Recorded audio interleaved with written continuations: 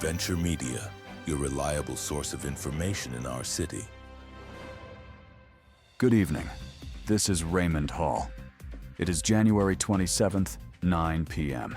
It is time for the news from the past week. The residents of Santos are paying tribute to the victims by laying flowers and lighting candles at the construction site, located at the intersection of Alta Street, Power Street, and Occupation Avenue, where an unimaginable construction disaster occurred. On January 24th, at approximately 7:10 p.m., emergency services received a report of a building collapse. We also returned to the case of Renee Good. According to the latest findings, the investigation into her death is still ongoing.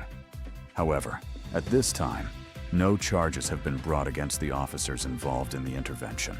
The family has announced further legal action and is demanding full transparency in the conduct of the authorities. The case continues to generate significant public emotion, particularly here in our city, despite the brutality of the recent protest outside Rockford City Hall, and the passage of several days, public sentiment remains unchanged. Many residents are expressing views critical of the current administration of the United States, and in particular of President Donald Trump's presidency, especially in light of recent political actions related to the intention to take control of Greenland's territory. The city has yet to find relief, especially following my recent abduction, which was directly linked to the unfavorable presentation of information concerning the protest. The recording released by the abductors depicts the violence and brutality inflicted upon me, and additionally reveals the names of further journalists, including members of our own staff, who to this day fear for their health and even their lives. Law enforcement agencies continue their efforts to apprehend the perpetrators, but the question remains, how much longer will this take? A citizen-led legislative proposal has been submitted to the City Council, calling for a comprehensive reorganization of traffic in the Pillbox Hill district. This initiative has been prompted by a series of recent accidents, as several incidents can occur there in a single day. Just yesterday, one of our field reporters covered as many as 2 traffic collisions in this area. In both cases, the injured individuals were transported to a medical facility due to the severity of their injuries. Unfortunately, in both incidents, the perpetrators fled the scene. We are therefore dealing with a highly troubling practice of evading responsibility, which is particularly detrimental to the victims. A few days ago, we published an article entitled "Pornography in Section 1 Media: Who is Protecting Children?" The piece addressed the issue of minors having easy access to pornographic content in local media, as well as the lack of effective age verification mechanisms. The article also cited the opinions of specialists who clearly point to the negative impact such content has on the development of children and adolescents. However, instead of a substantive and constructive discussion, the article was met with insulting and vulgar comments from presenters associated with Section 1 media. One of them publicly attacked the readers, while another, appearing on air, expressed approval of that statement. Such behavior is entirely inappropriate for individuals who exert real influence over the shaping of public opinion.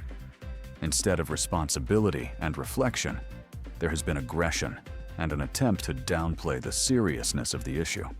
At the same time, Section 1 media continue to publish content widely regarded as harmful, including further materials related to gang activity, without drawing any conclusions from recent events. To conclude, we return once more to a topic drawn from the everyday life of our city. In our latest feature, we took a closer look at the work of couriers, individuals whom we most often see only briefly, as they hand over a parcel and disappear behind a door. Yet before a shipment reaches its destination, someone must load it, travel across half the city, and contend with traffic congestion, time pressure, and fatigue.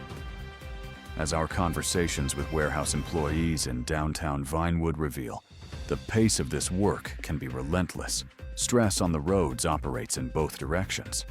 On the one hand, there is aggression and impatience from other drivers.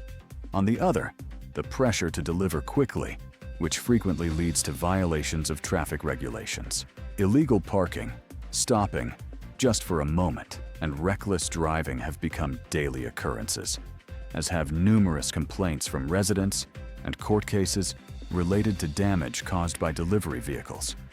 For many couriers, this job represents either the first stage of their careers or a means of financing their personal ambitions, a demanding, repetitive, piece-rate occupation that does not always go hand in hand with safety on the city's streets. And yet, without them, everyday life in Los Santos would simply come to a halt. The question, however, remains unchanged. What measures will company management take to adequately penalize those reckless couriers who endanger the safety of pedestrians and other road users? That concludes today's edition of the news. Thank you for your attention. We wish you a peaceful evening and a safe week ahead. Until next time, we will never be intimidated. Venture Media, your reliable source of information in our city.